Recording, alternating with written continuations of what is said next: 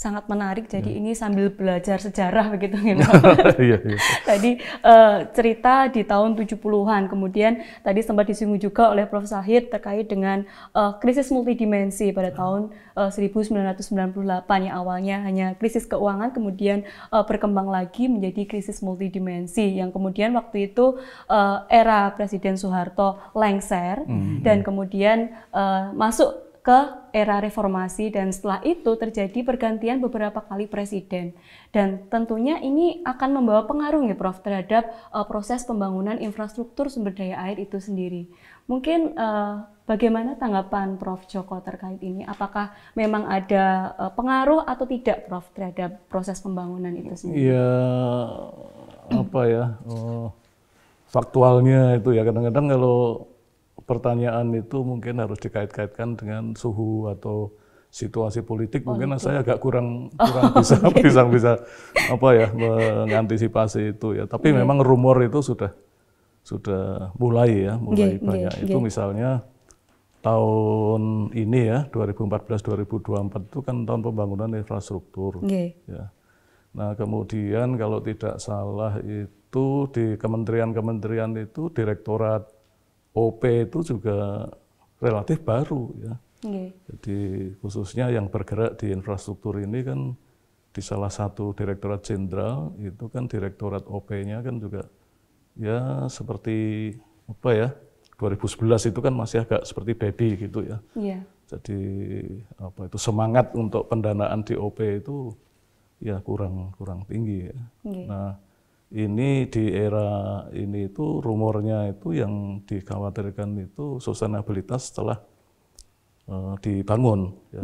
Pasca dibangun itu nanti sistem operasi pemeliharaannya bagaimana ya. Nah, ini kan sekali lagi yang saya lihat itu mungkin ya efisiensi ya, kemudian juga efektivitas dari kegiatan OP itu ya. Jadi ada yang mengatakan itu beban, ya. Tapi sejauh menurut pandangan saya functional desainnya itu dipahami betul dan dikerjakan, ya. Kemudian juga apa itu karena itu juga menjalankan menjalankan dokumen itu kan harus terstruktur ya, artinya dokumen ada ya. Jangan sampai dokumen tidak ada. Dokumen itu sepertinya contohnya dokumen operasi dan pemeliharaan ya. Yang saya maksud itu terutama itu ya. Jadi kalau itu ada itu dilaksanakan tidak dan itu tidak harga mati. Kalau dilaksanakan susah ya boleh saja update. Namanya siklus manajemen. Diupdate cuma harus transparan ya. Kenapa itu dirubah dan seterusnya. Itu dipahami bersama ya. Jadi kenapa itu dirubah itu dari yang dulu itu harus di semua ya, semua sektor itu harus tahu ya. Mungkin listriknya tidak bisa banyak. Ya. Kenapa tidak bisa banyak? Karena ada sedimentasi waduk ya, misalnya begitu ya. Kemudian yang untuk irigasi mungkin tidak semua hamparan bisa terairi. Kenapa tidak bisa? Ya karena tahunnya tahun kering. Lah itu kalau itu tidak diberitahukan ya mungkin jadi agak repot ya. Nah, kalau wadahnya sendiri itu sebetulnya juga sudah ada. Wadah koordinasi antar sektor itu sebetulnya ada. Ya. Saya sampaikan sekalian itu kuncinya itu memang ada di koordinasi antar sektor itu sama nanti itu membuahkan apa, kemudian dilaksanakan apa tidak. Ya. Misalnya yang ini Prof. Said, yang tim koordinasi pengelolaan sumber daya air ya, TKPSDA ya, itu sebetulnya kan di dalamnya itu kan semua sektor tuh banyak sekali ya, sampai masyarakat, sampai LSM ya, pokoknya semua pengguna air di situ ada semua. Ya. Nah tugasnya sebetulnya tidak hanya sekedar setahun bersidang pleno 2 kali, menerbitkan rekomendasi. Ya. Tidak hanya sekedar itu, tetapi rekomendasi itu juga harus di follow up. Artinya diserahkan pada otoritas yang lebih tinggi kemudian menjalankan, mengimplementasi dan seterusnya. Ya, jadi tidak perlu ada organ baru saya kira ya sampai hari ini. Menurut saya koordinasi antar sektor itu wadahnya sudah ada. Ya. Di sini kata kuncinya adalah koordinasi antar sektor nih Pak dalam peranan infrastruktur sumber daya air, dan saya tertarik masuk ke salah satu sektor yaitu sektor pertanian, dan ini saya ingin menuju ke Prof. Zahid karena beliau merupakan pakarnya. Jadi bisa dielaborasi lagi Prof, bagaimana peranan infrastruktur sumber daya air ini pada sektor pertanian, khususnya adalah pangan dan terutama adalah beras yang merupakan ya konsumsi utama dari penduduk Indonesia begitu Prof. Monggo Prof. Oke. Jadi kalau urusan pangan itu kan tidak sekedar perut kenyang. Betul. Ya kan? Gitu, tapi harus mengikuti kemauan lidah. Betul.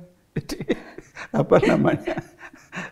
Kita butuhnya kalau secara kebutuhan kan ya karbohidrat, lemak, protein gitu kan. Tapi kan itu melalui lidah dulu. Ya. Semua kebutuhan itu tanpa diterima lidah akan dikembalikan keluar kan gitu. Nah itu salah satu rumitnya bagaimana kita menyediakan pangan. Beras saja ya, karbohidrat. Kita bicara karbohidrat, bicara beras. Beras itu bisa nggak diganti? Padahal sumber karbohidrat yang lain itu kan banyak. Ya, tapi bisa nggak diganti? Nggak bisa. Betul. Jadi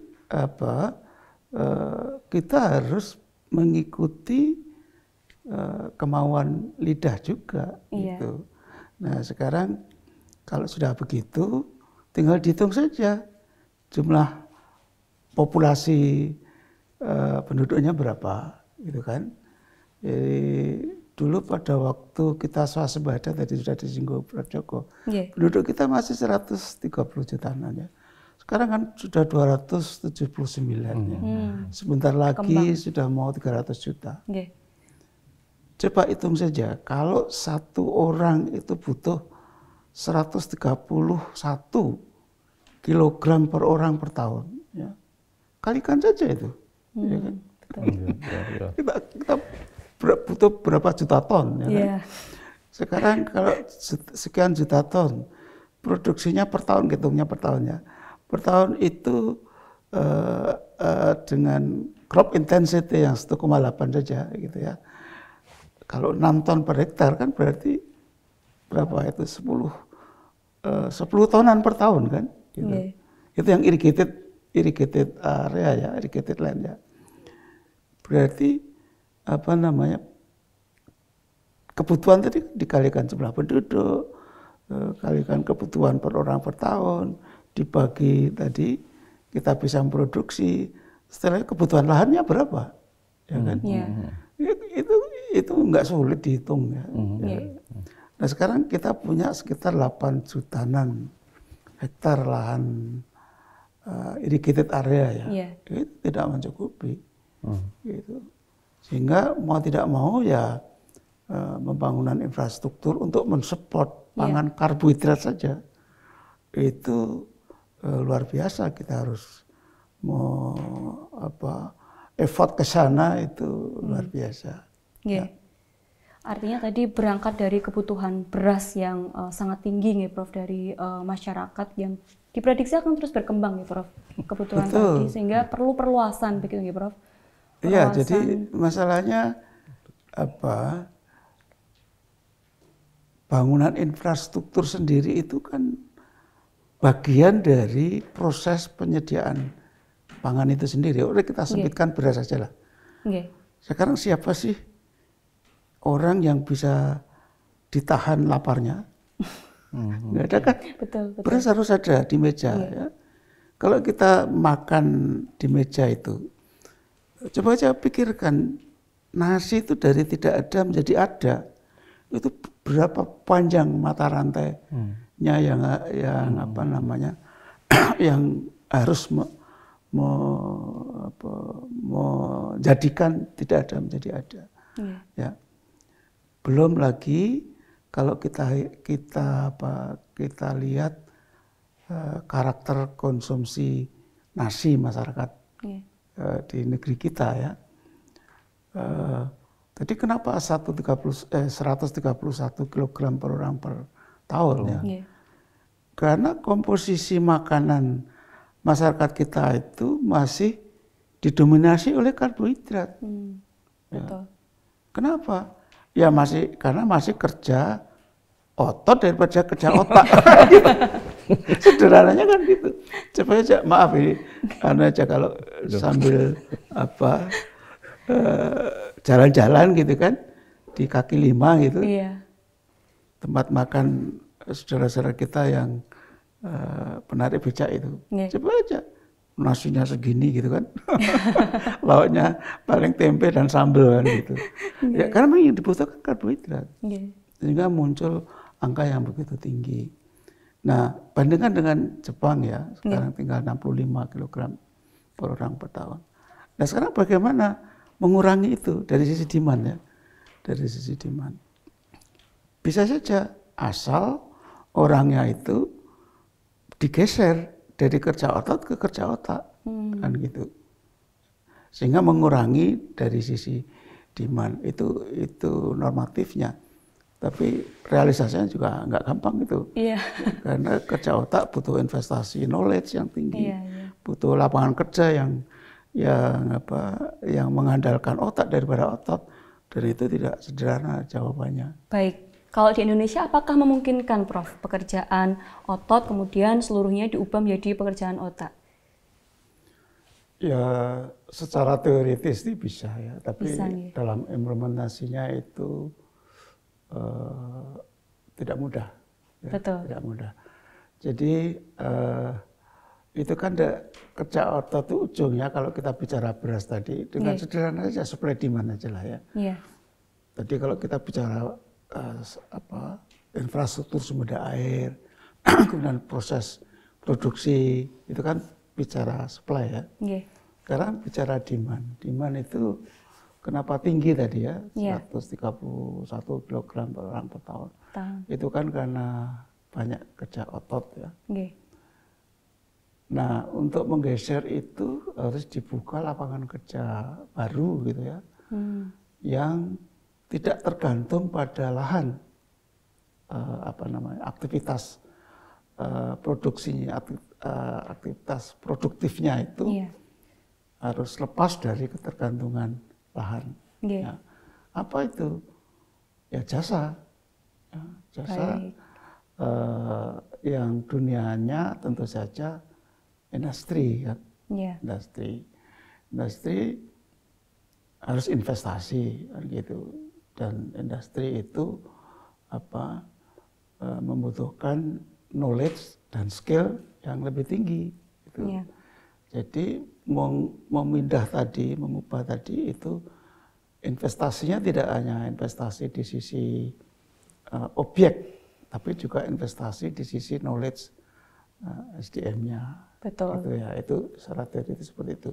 Tapi kita di Indonesia itu banyak hambatan untuk menuju ke sana ya. Jadi masyarakat kita yang posisinya itu masih dekat-dekat dengan garis kemiskinan itu hampir 50% dari 280 juta penduduk. Jadi dengan penghasilan yang hanya mungkin 80% penghasilannya itu habis untuk mencukupi makan saja. Gitu. Betul. Jadi otomatis pemerintah harus menyediakan suka tidak suka pangan itu, beras terutama kalau disebutkan karbohidrat, harus menyediakan. Caranya bagaimana?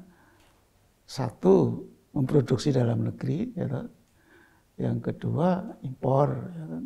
Itu tidak bisa dihindari. Kemudian substitusi dengan karbohidrat yang lain, misalnya gandum gitu kan. Nah itu juga sudah sekarang sudah naik terus, sudah komposisinya sudah 30% dari total kebutuhan karbohidrat. Kenapa? Dan gandum ini juga untuk substitusi makan mulai dari masyarakat yang ekonominya paling rendah sampai yang tinggi. Kelebihan gandum itu kan bisa diturunkan menjadi berbagai turunan produk gitu. Beda dengan beras kan.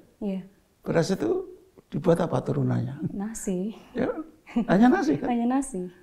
Nggak ada, sulit diturunkan yang lain. Jadikan mie aja nggak banyak yang tidak tertarik.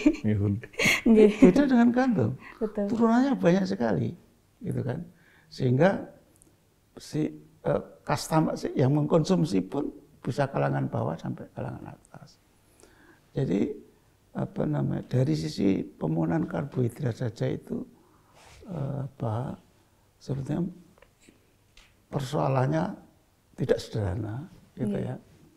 Kalau dalam konteks global gitu ya, ketahanan pangan global, ya sederhana dari sisi supply demand tadi ya basisnya.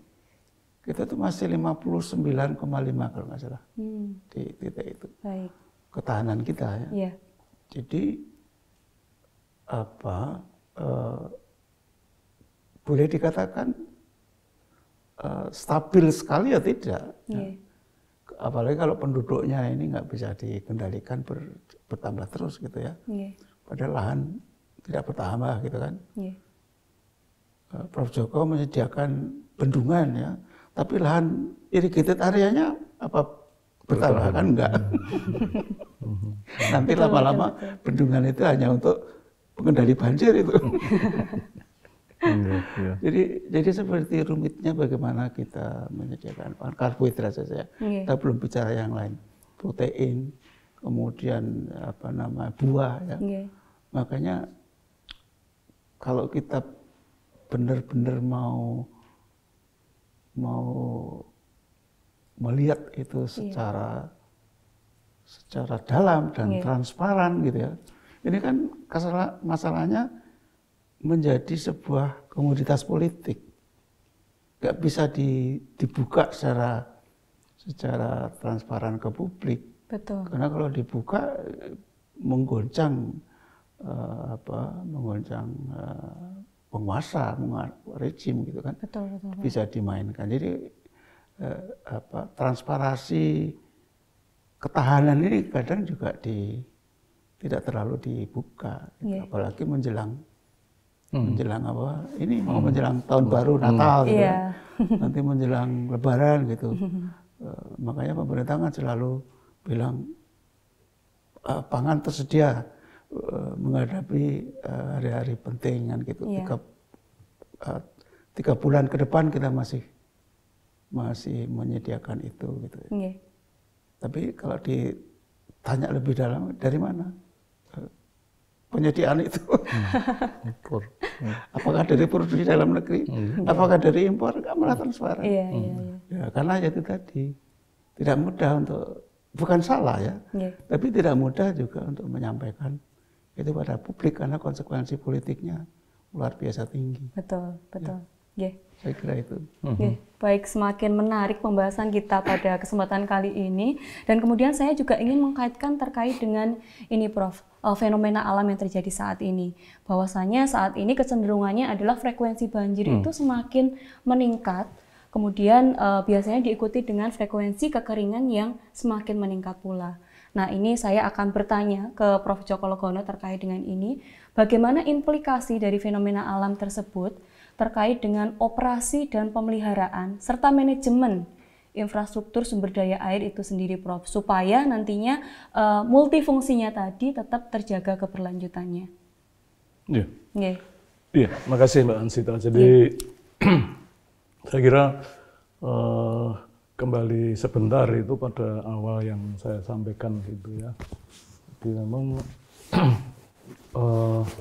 climate change atau perubahan iklim itu menjadikan hal-hal yang harus disikapi itu khususnya pada saat kita mengoperasikan dari infrastruktur sumber daya air. Ya. Jadi ini fakta itu sudah terlihat dan sesuai nanti seperti apa yang pernah didengungkan atau sering didengungkan, baik itu lewat, kalau saya suka melihat itu dari EPA, ya US EPA itu United States dari Environmental Protection Agency itu ya. Betul. Di situ itu kan indikasi ada perubahan iklim itu kan ada 5 kalau nggak salah ya. Yeah.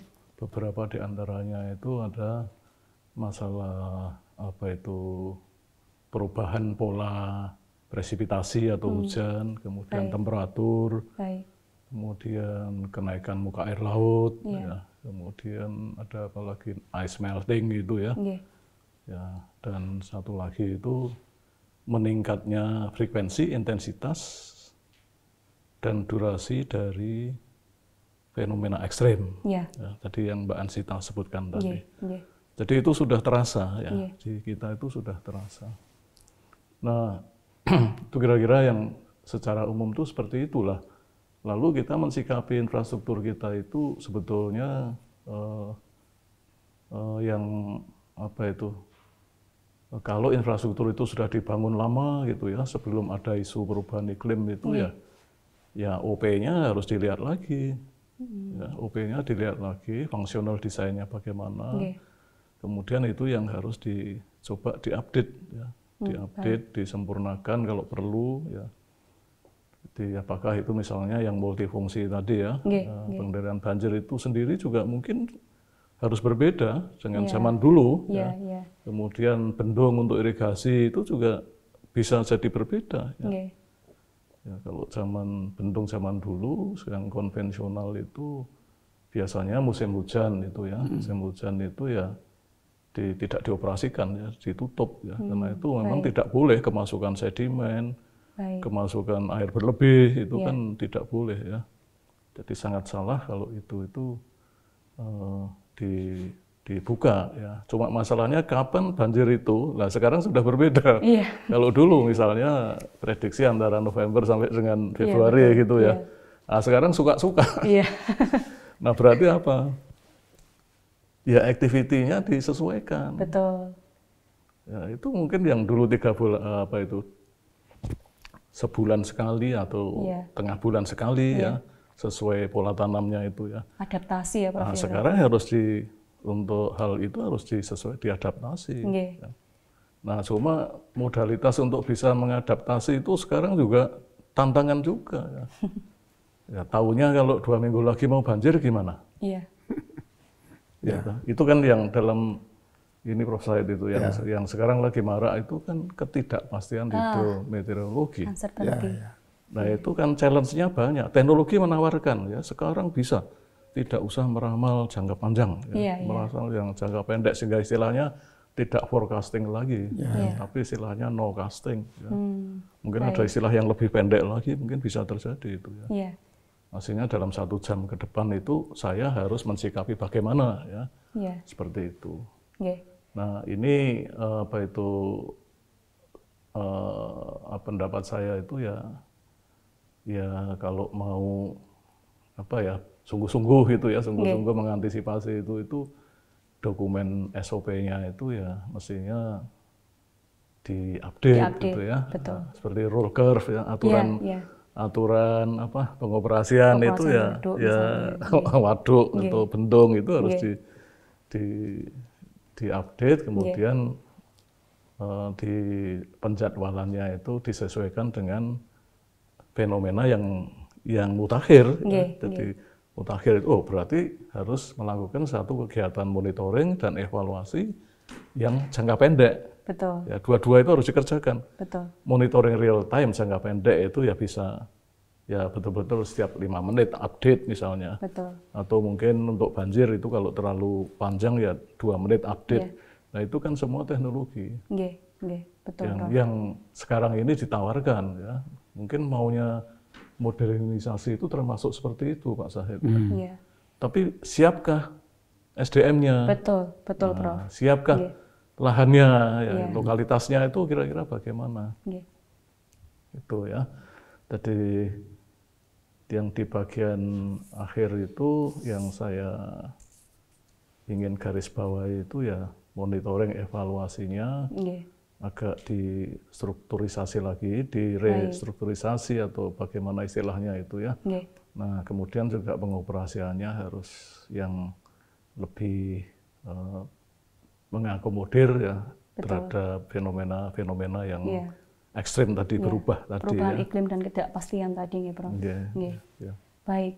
Itu tadi kalau kaitannya dengan fenomena alam yang terjadi saat ini. Kemudian saya juga ingin mengkaitkan terhadap isu yang saat ini mengemuka di Indonesia, yaitu terkait dengan IKN, Prof. Yang kebetulan juga Prof. Sahid pada kesempatan sebelumnya sudah berbicara ya, Prof, di UGM Talks ini terkait dengan IKN. Bahwasanya Profesor Sahid mengatakan bahwa IKN itu merupakan ikon dan harga diri bangsa. Nah, ini tentu saja perlu akad di sini bagaimana nantinya IKN itu bisa mandiri dalam produksi pangan khususnya beras. Nah, ini saya ingin bertanya ke Prof. Djoko Logono lagi terkait dengan IKN ini tadi, bagaimana Prof? Kaitan dengan infrastruktur sumber daya air dan IKN yang harus mandiri terhadap pangan tadi, Prof. Ya, terutama mengenai si infrastruktur ini sendiri. Baik, ya. Jadi ini kan saya terlibat tidak banyak ya. Ada beberapa bulan terakhir ini baru agak intensif gitu ya. Itu khususnya di pemantauan hidrologi hidrolika. Nah, salah satu yang indikatif itu di sana itu karena itu kan besar-besaran membuka lahan, pasti ada kegiatan mengusik lahan itu tadi ya. Betul. Nah, dengan mengusik lahan itu pasti ada fenomena respon hujan aliran yang pasti berbeda. Ya. Cuma dari sisi environment itu ada beberapa pemandangan di sana ya. Pemandangan itu artinya pendapat gitu ya. Ada beberapa konsep ya. Yang salah satunya yang saya dengar. Silakan itu pengembangan, baik itu yang berurusan infrastruktur SDA untuk suplai air bersih, sanitasi, kemudian listrik ya. Kemudian juga termasuk pengendalian lingkungan. Nah, pengendalian lingkungan di sini khususnya banjir. Nah, ada 2 sistem sungai kalau nggak salah ya, itu ada 3 kalau nggak salah ya. Namanya saya lupa ya. Ada Turunan, lalu ada yang 2 lagi itu saya lupa ya, tapi intinya itu setiap activity itu harus zero delta. Baik. Apa itu delta? Baik delta debit maupun delta sedimen ya, delta Q dan delta QS. Ya. Nah, tetapi mungkin teman-teman lingkungan mungkin ya begitu sudah terima ya gitu ya. Ya, tapi kalau saya boleh menyarankan itu jangan segera zero. Itu harus yang lebih positif itu apa? Kalau zero kan sama sekali tidak merubah dengan sebelumnya.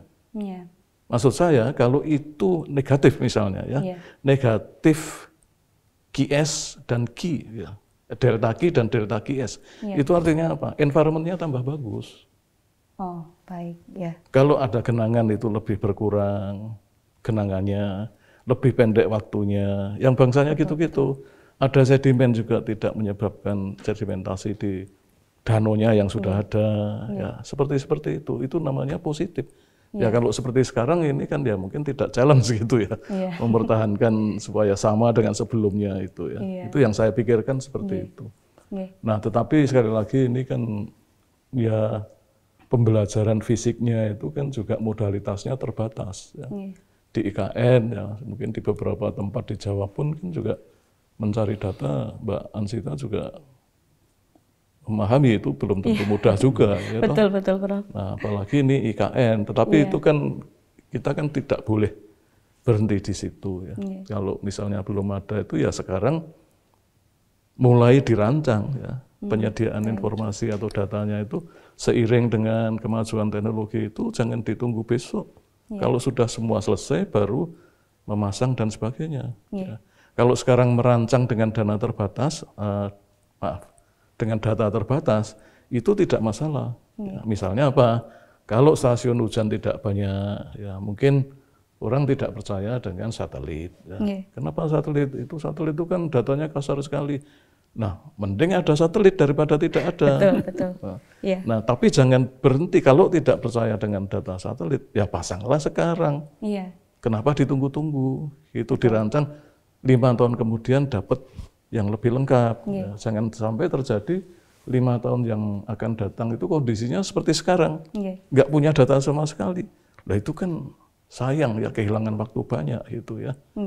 Nah, kembali pada ini tadi saya belum mengarah ke pangan. Kalau pangan saya apa itu pasti belajar banyak dari Prof. Shahid ya. Tapi ini khusus yang disaster related gitu ya. Disaster related itu infrastruktur itu ya harus, kan kebutuhan kita kan tidak hanya pangan saja ya, tapi minum juga ya maksudnya. Tadi yang suplai air bersih sama sanitasi tadi ya. Nah, saat-saat ini itu ya mungkin pemahaman fisiknya itu mungkin juga belum lengkap, belum kaya gitu ya. Itu tadi yang saya sampaikan, berarti yang mungkin yang saya sampaikan dari sisi hidrometeorologi itu ya seperti mungkin banyak juga yang lain ya, yang seperti itu, yang karena kalau fisik itu namanya kan ya banyak juga sih, mungkin namanya sumber air, bayangan kita tidak hanya air permukaan saja, baik itu akumulasi, baik itu sistem sungai, ya, tapi sebetulnya ada air tanah juga. Ya. Nah itu merancang ke depannya bagaimana. Nah ini yang kata-kata merancang ini loh, ini saya kira harus documented ya. Ya saya mohon maaf kalau mengatakan kadang-kadang kita itu punya sesuatu tapi malas mendokumentasi. Ya, kalau sudah punya dokumen itu tidak implementasi sesuai dokumen gitu ya. Jadi dijalankan tidak sama dengan dokumen nggak apa-apa. Wah itu sama. Ya kalau beda nggak apa-apa, tapi tetap harus itu dicatat, diupdate. Betul. Ya karena siklus itu kan sustainabilitas itu tidak bisa dirancang dari depan. Di perjalanan itu juga harus ada usaha memelihara itu sustainable. Ya. Ya kira-kira begitu ya. Mudah-mudahan cukup menjawab. Ya, mohon maaf. Kalau yang pangan saya mohon maaf. Nanti kita tanyakan ke Prof. Shahid lebih lanjut terkait pangan.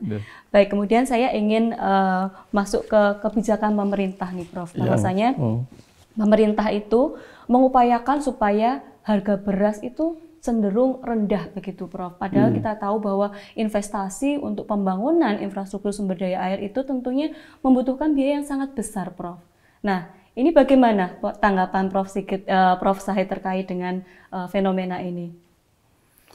Ya, itu pilihan yang terbaik dari yang ada gitu ya. Maksud saya pilihan itu tidak harus dilihat dari sisi negatifnya, tapi dari sisi keseimbangan ya. Keseimbangan dari berbagai elemen atau sektor gitu ya. Nah, kenapa harus ditekan murah? Ya karena orang makan nggak bisa ditunda. Ya, orang makan nggak bisa ditunda. Tiap hari harus ada beras di meja makan, gitu kan? Betul. Tertunda paling sehari 2 hari. Gitu. Saya tuh pernah di Jerman, Pak, Prof. Joko ya. Di sana kan, di kampus kan makanya di Mensa, kalau kita ya kantin kampus lah ya. Jarang ada beras kan, jarang ada nasi. Gitu. Satu minggu nggak kuat, Pak. Nggak kuat, jadi terpaksa saya sebulan jadi kuat. Terpaksa saya harus cari beras di toko Cina gitu ya. Kemudian pinjam itu alat-alat masak. Kemudian ada teman yang di satu apartemen gitu ya, dipinjami gitu. Nikmatnya luar biasa. Hanya seminggu loh. Ya. Coba masyarakat merasakan tidak makan nasi 1 minggu coba. Nanti akan terasa bagaimana harganya nasi itu di kehidupan kita. Gitu ya. Nah, oleh karena itu pemerintah melakukan segala cara harus ada nasi itu gitu. Betul. Nah, masalahnya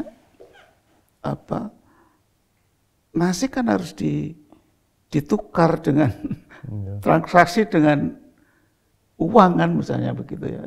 Dengan kan nggak mungkin barter kan dengan uang. Lah, uang kan dari kerja. Ya. Nah, akhirnya mengarah pada tingkat ekonomi masyarakat.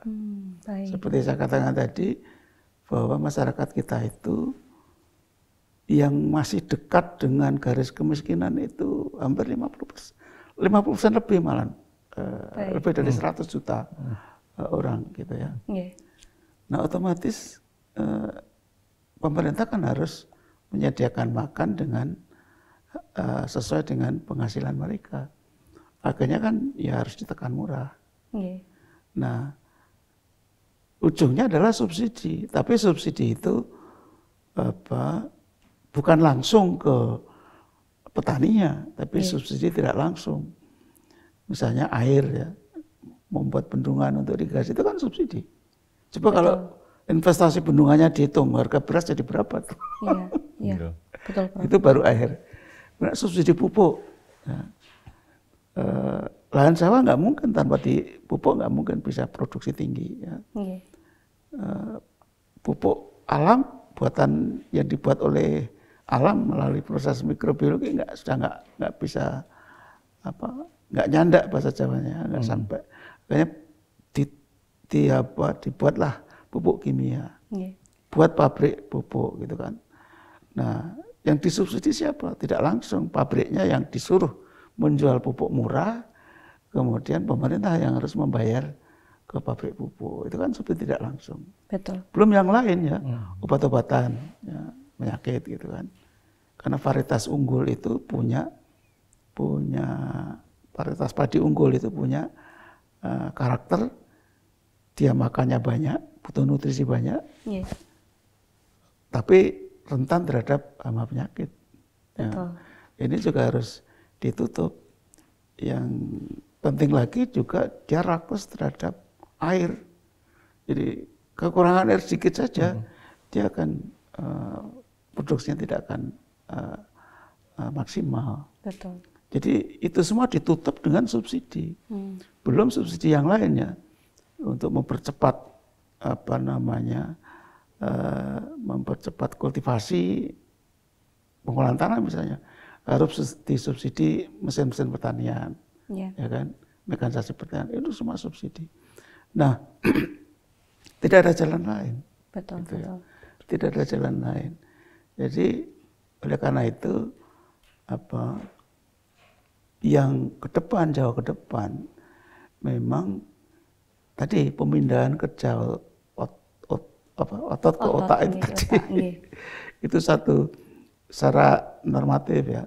Dan yang kedua ya pengendalian populasi penduduk. Karena lahan kita nggak bertambah, tapi penduduknya bertambah terus, mau makan dari mana nanti? Baik, kalau Bandung infrastruktur irigasi dibangun, tapi lahannya nggak ada, ya akhirnya tidak fungsional untuk mensupport produksi pangan terutama beras. Jadi ya begitulah rumitnya. Artinya berangkat dari perekonomian penduduk tadi ya Prof, yang menjadi pertimbangan mengapa harga beras kemudian harus ditekan menjadi murah, kemudian juga perlunya subsidi dari pemerintah untuk menjadi solusi di tengah-tengah hal yang mungkin seolah kontradiktif tapi memang harus dilakukan seperti itu. Tapi mau sampai kapan? Nah, betul Prof. Kalau pemerintah uang hasil devisanya untuk subsidi itu terus ya kita nggak maju. Betul. Ya itu menjadi PR kita bersama Prof. Bagaimana nanti kita mau menghadirkan solusi di tengah hal-hal yang kontradiktif tadi. Baik Prof Zahid, kemudian saya ingin menanyakan hal yang sama seperti yang tadi sudah sempat saya tanyakan ke Prof Djoko Legono terkait dengan fenomena alam, bahwasanya saat ini kecenderungannya adalah frekuensi banjir itu semakin tinggi Prof, dan kemudian juga biasanya diikuti dengan frekuensi kekeringan yang semakin tinggi pula. Nah ini bagaimana Prof terkait dengan kaitannya dengan penyediaan pangan khususnya adalah beras. Artinya tadi bahwa dari adanya perubahan iklim tadi perlu sekali kita lakukan pengelolaan resiko nih Prof. Pengelolaan resiko bagaimana supaya nanti tidak berimplikasi yang terlalu negatif terhadap produksi pangan khususnya beras. Ya, kalau dari sisi produksi penanganan banjir itu hampir itu harus diterima saja. Kalau di tingkat lahannya, apa yang mau dilakukan nggak bisa apa-apa. Seperti tadi, kalau musim kering mungkin kita masih bisa Betul. mengatasi dengan mengandalkan air dari sistem irigasi. Betul. Tapi kalau banjir dan itu terjadi juga di lahan, kita nggak bisa apa-apa. Betul. Dan banjir itu hampir dipastikan memberikan risiko penurunan produksi. Betul. Nah sekarang konteksnya kan terus bagaimana pangan itu harus tersedia. Betul. Nah banyak cara di situ akhirnya ditempuh ya melalui ya satu-satunya jalan ya impor, nggak ada jalan lain itu. Baik. Cuman masalahnya kan impornya berapa, kapan harus datang. Betul. Karena masyarakat makan nggak bisa ditunda. Padahal impor sekarang datangnya 3 bulan ke depan. Jadi tantangan tersendiri, Prof. Ya, saya kira itu. Ya. Baik. Kemudian masih terkait dengan pangan tadi, produksi pangan tadi, saya sedikit berganti topik, tapi sebenarnya masih ada kaitannya, Prof. Ya. Bahwasanya di 3 tahun terakhir ini kita mengalami pandemi COVID-19, yang mana kemudian ini menyebabkan krisis pangan dunia, Prof. Dan memang di negara-negara yang miskin sumber daya air, misalnya di negara-negara Afrika, hal ini memang terjadi, krisis pangan ini memang terjadi, yang kemudian juga diikuti dengan perang antara Ukraina versus Rusia. Hal ini lebih memperparah lagi kondisi yang ada dan diprediksi bahwa pada tahun 2023 itu akan terjadi resesi dunia. Ya walaupun terkait dengan krisis pangan tadi, alhamdulillahnya di Indonesia itu tidak terjadi saat pandemi COVID-19 yang lalu. Namun untuk kedepannya kira-kira seperti apa, Prof? Apalagi di tahun 2023 diprediksi akan terjadi resesi dunia. Monggo, Prof. Shahid. Ya, itulah hebatnya negara di tropical region. Baik, ya. Jadi negara-negara di tropical region itu kan punya karakter hujannya cukup, betul. Ya. Matahari cukup, betul. Tanahnya subur, gitu kan. Jadi generalnya seperti itu. Jadi itu semua memudahkan orang yang tinggal di area itu, termasuk di Indonesia, betul. Itu memproduksi pangan, ya. Produksi pangan. Secara alamiah itu sebetulnya Tuhan memberi kemudahan warisan sumber daya alam kita sehingga orang-orang yang tinggal di situ menjadi dimudahkan di dalam memproses produksi pangan. Itu normatifnya seperti itu, ya. Nah, sekarang konteks COVID, ya.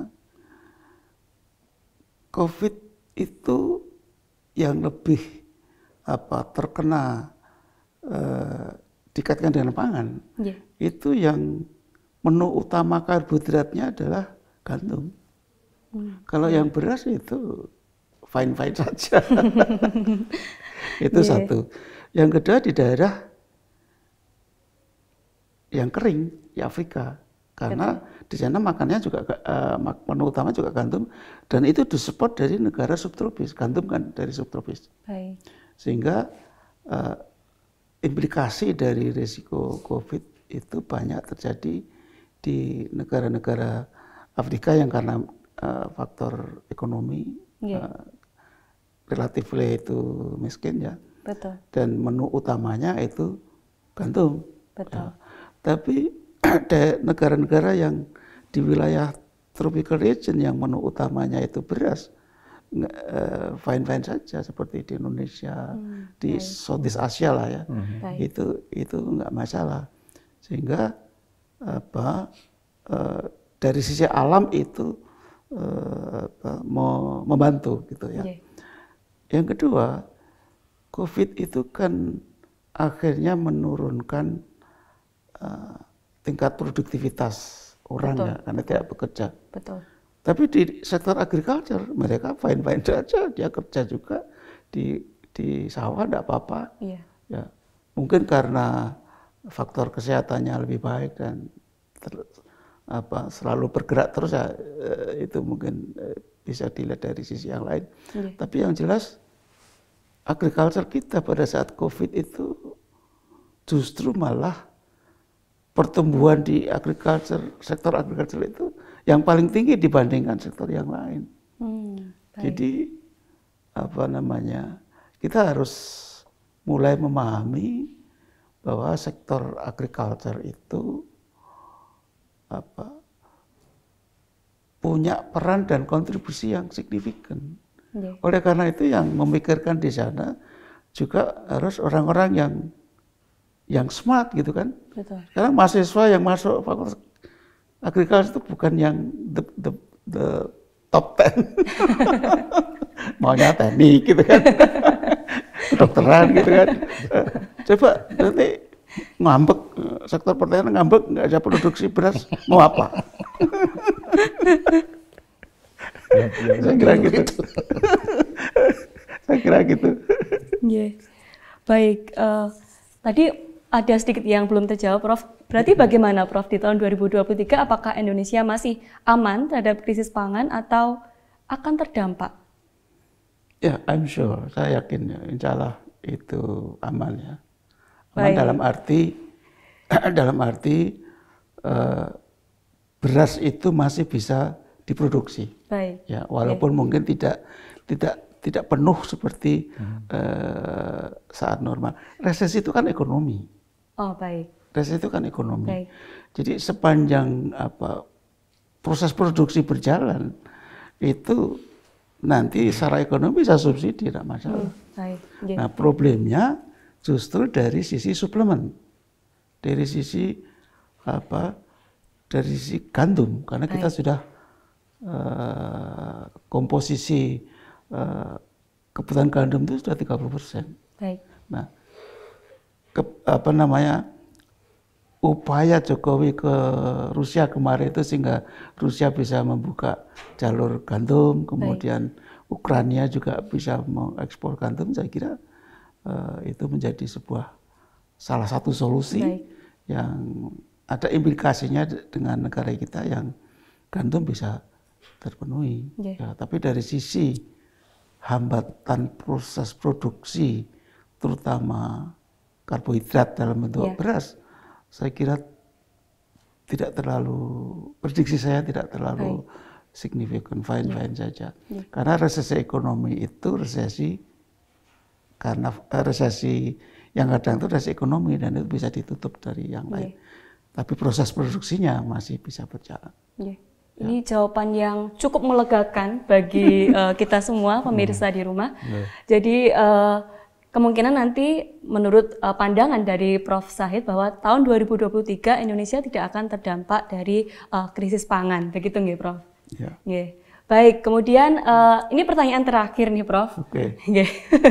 Setelah diskusi kita yang sangat menarik tadi, pesan apa, Prof, yang sekiranya ingin disampaikan pada pemirsa terkait dengan produksi pangan khususnya beras di Indonesia?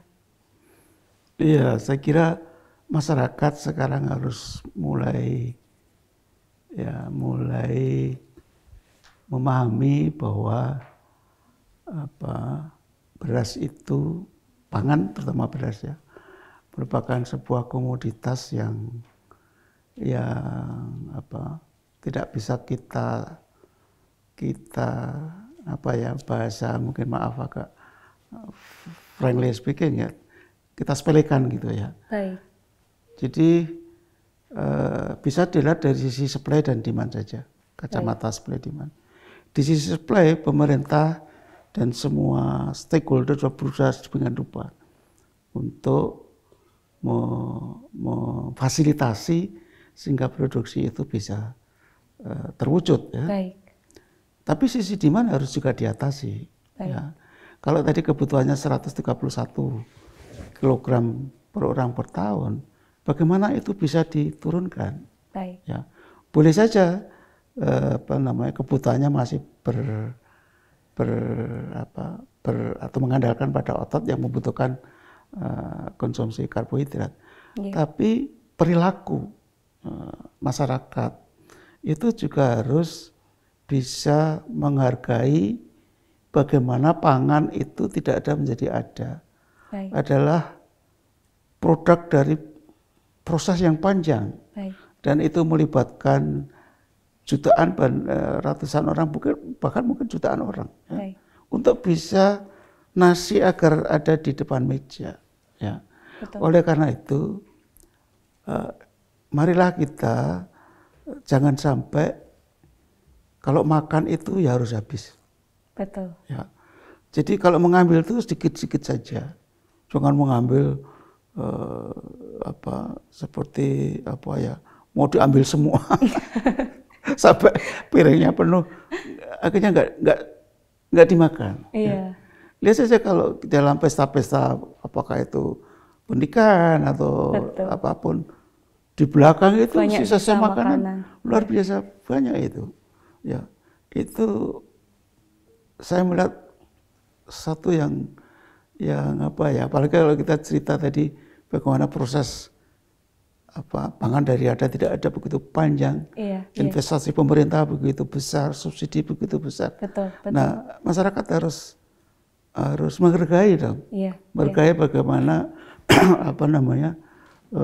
upaya pemerintah itu diapresiasi dengan ikut mengefisienkan atau ikut menurunkan demand tadi. Betul. Yang 131 kilogram per orang per tahun itu.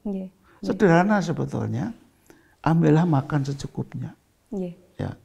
Jadi jangan biasakan untuk tidak menyisakan makan.